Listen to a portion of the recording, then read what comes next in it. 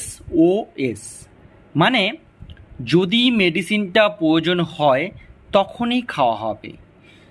তারপর যদি কোনো মেডিসিনের নামের শেষে লেখা থাকে AC মানে সেই মেডিসিনটি খাওয়া হবে খাওয়ার আগে।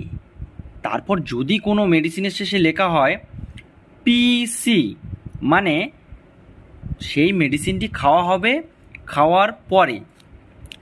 যদি লেখা থাকে BD মানে সেই মেডিসিনটি খেতে হবে দিনে 2 বার।